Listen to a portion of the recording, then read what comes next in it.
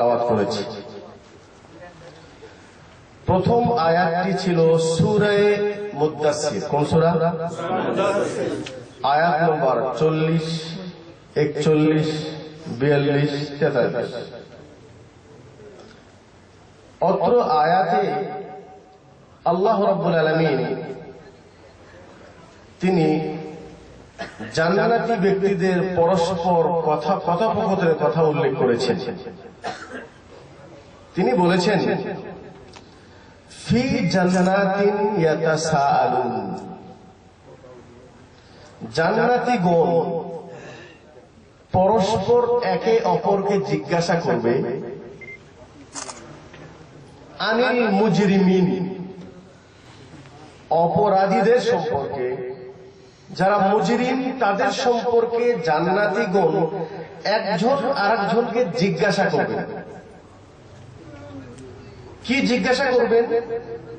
আনিল মুজরিমিন, মুজরিমদেরকে, অপরাধীদেরকে তাদেরকে জিজ্ঞাসা করবেন, মা সালাকাকুম ফি সাকার, কোন আমলের কারণে তোমরা সাকার নামক জাহান্নামে তোমরা নিমজ্জিত হয়েছ। কি প্রশ্ন করবেন? যে তোমরা জাহান্নামে কেন এসেছো, তাদেরকে, মুজরিমদেরকে জিজ্ঞাসা করবেন। সেই অপরাধীরা প্রথম জবাব দিবেন। কি জবাব দিবেন? লাম নাকু মিনাল মুসাল্লিন, লাম নাকু মিনাল মুসাল্লিন। সেই দিন অপরাধ না স্বীকার করে কোনো উপায় নেই। দুনিয়াতে এমন হতে পারে, আজান হয়েছে, কোম্পানি আপনাকে ছুটি দিয়েছে, আপনি মসজিদে যে জোহরের সালাত আদায় করুন।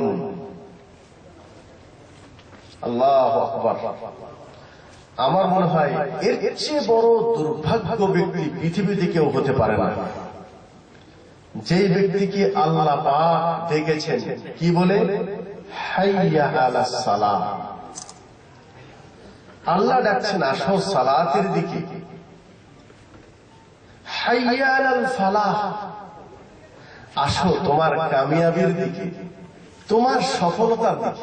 ওই কাজে আসো যেই কাজে তোমার জন্য সফলতা আছে, কামিয়াবি আছে। আল্লাহ আপনাকে ডেকেছেন। আপনার কোম্পানি বলেছে আজান হয়েছে, কাজ বন্ধ করে দেন, আর আপনি কত বড় দুর্ভাগ্য। আর আলহামদুলিল্লাহ আপনার কর্মস্থলের নিকটে সুন্দর পাথর দিয়ে বানানো মসজিদ রয়েছে, সেখানে ঠান্ডা এবং গরম পানির ব্যবস্থাও রয়েছে। মসজিদের ভিতরে শীত এবং গরমের সময় সুন্দর আবহাওয়ার ব্যবস্থাও সেখানে রয়েছে।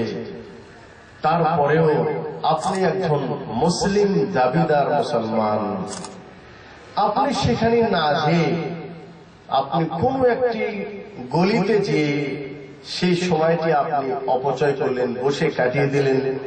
অথবা আপনি রুমে যেয়ে বসে থেকে নামাজ শেষ হয়েছে, এরপরে নামাজিরা মসজিদ থেকে কোম্পানিতে আসছে কাজ করার জন্য, আপনিও রুম থেকে বের হয়ে সেখানে কাজ করতে গেলেন। আপনার দায়িত্বশীল জিজ্ঞাসা করলো, নামাজ পড়ে আসলেন? আপনি হয়তো বলতেও পারেন যে হ্যাঁ নামাজ পড়ে আসলাম, কিন্তু কিয়ামতের দিন আল্লাহ পাক বলবেন, আনিল মুজরিমিন, অপরাধীদেরকে বলবেন, মা সালাকাকুম ফি সাকার, ক্বালু লাম নাকু মিনাল মুসাল্লিন। আয় আল্লাহ, আজকে আমার মিথ্যা বলার কিছু নেই, আমার মিথ্যা আজকে প্রমাণ হয়ে যাবে।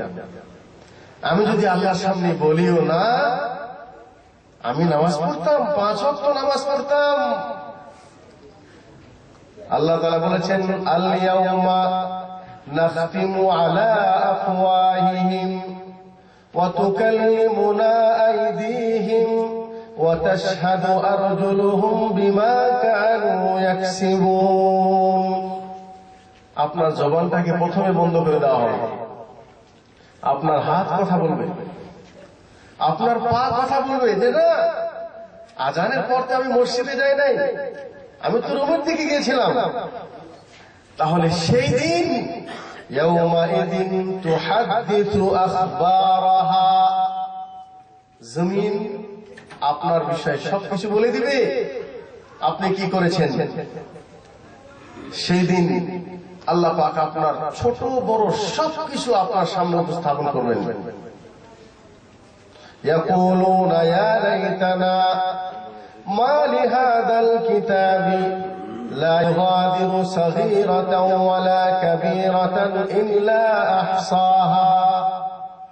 ছোট এবং বড় সবগুলা মানুষ দেখতে পাবে। দেখে সেদিন আশ্চর্য হয়ে আল্লাহকে বলবে, আয় আল্লাহ, তুমি কেমন আমলনামা আমাকে ধরে দিলে, এই আমলনামায় তো সবকিছু লেখা আছে। অস্বীকার করতে পারবেন? ডাইরেক্ট তারা বলবেন লাম নাকু মিনাল মুসাল্লিন। জাহান্নামে আসার মূল কারণটা হলে লাম নাকু মিনাল মুসাল্লিন, কি ছিলাম না? নামাজি ছিলাম না। আচ্ছা।